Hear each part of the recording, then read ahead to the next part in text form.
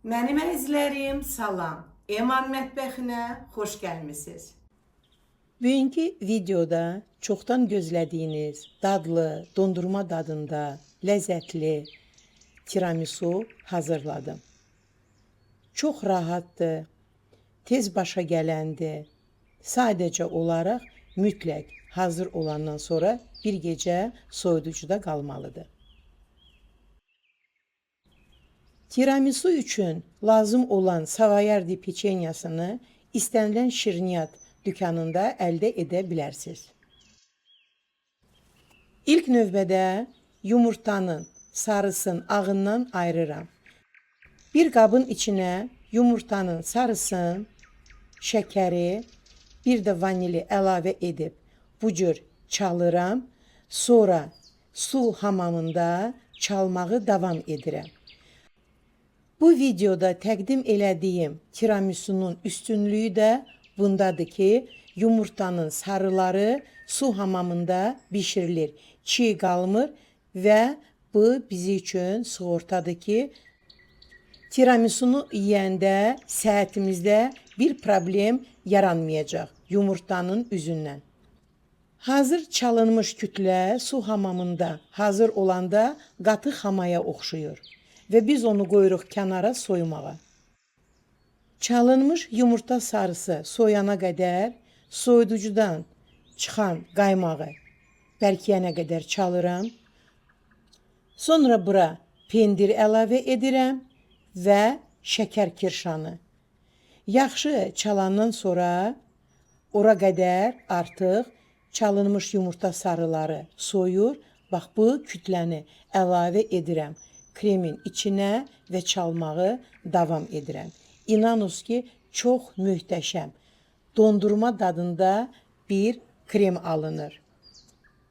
Tiramisunun bu cür hazırlama prosesindən ona görə xoşum gəlir ki, burada qeyd elədiyim kimi yumurtanın sarısı çiğ qalmır.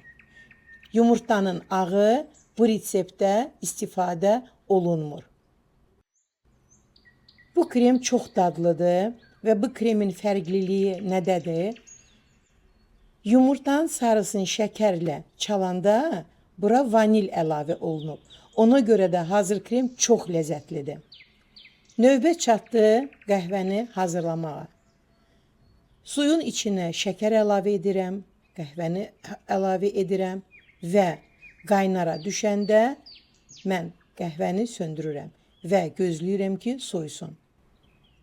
Tiramisunu mən şüşə qabda yığacağam. Siz balaca qablarda da yığa bilərsiniz. Heç bir problem yoxdur və mən qaba birazmaz krem çəkirəm və peçenyanın şəkər tərəfini mütləq üzdə saxlayıram.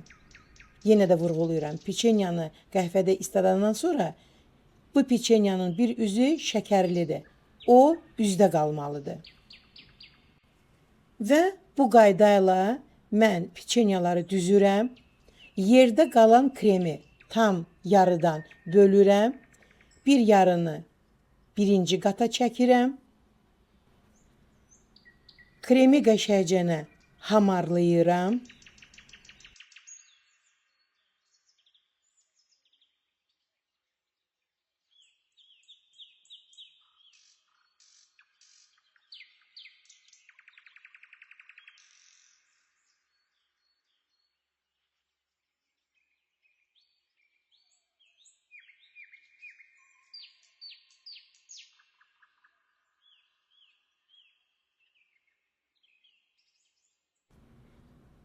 Və tiramisu tortunun ikinci sırasını hazırlayıram. Peçenyaları batırıram hazır qəhvəyə. Yadınızdan çıxartmayın ki, peçenyanın şəkəri tərəfi üzdə qalmalıdır.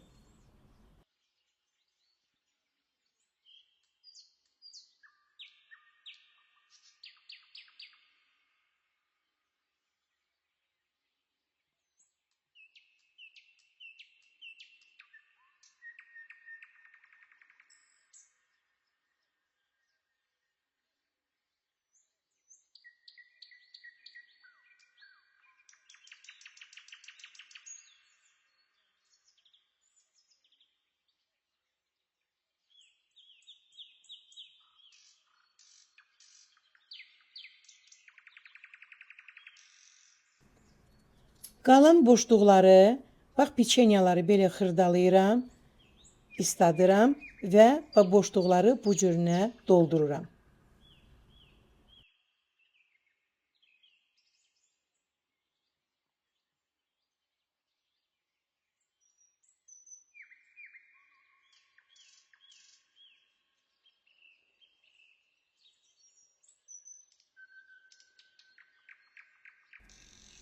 Qalan kremin hamısını bax bu cürünə qoyuram piçenyaların üstünə və hamarlayıram.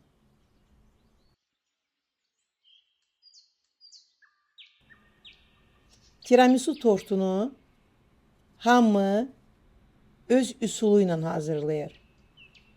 Mənim hazırladığım üsul çox gözəldir və ən əsası ona görə ki, yenə vurğulayıram, yumurtanın sarısı burada çiğ qalmır. Çox ləzzətlidir, çox dadlıdır. Təsvir eləyin ki, yüngül piçenya, gözəl krem, qəhvənin dadı, bəh, çox və çox ləzzətlidir. Bu videoda tiramisunu sadə üsulla bəzədim. Siz isə bu kremin yarısını piçenyaların üstünə çəkib, qalan kremi isə torbaya doldurub, müxtəlif ucluqlarla güllə bəzəyə bilərsiniz.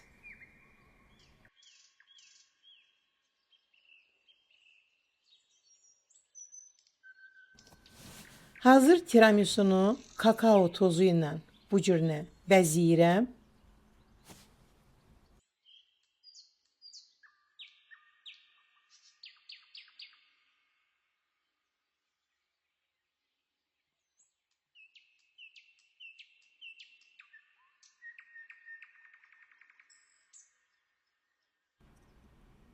Artıq tiramisu tortum hazırdır. Mütləq strejləyirəm və bir gecə soyuducuda saxlayıram. Qaydası budur.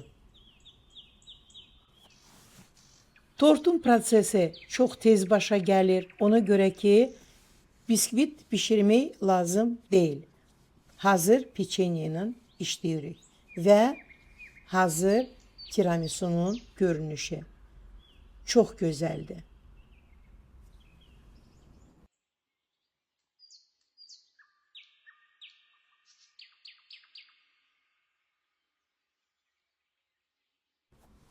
Bir gecə keçdi. İndi isə tiramisunu kəsək, baxa görə kəsilmiş halda görünüşü necədir və bir dənə bunun görünüşünə baxın. Bir sözlə möhtəşəm. Hazırlayın, ailə üzvlərinizi sevindirin, nuş edin. Çox dadlıdır. Sizlərə nuş olsun. Dəqiq ölçülər, ləziz taamlar, maraqlı videolar kimin kanalında? Elmira Qadirovanın YouTube kanalında.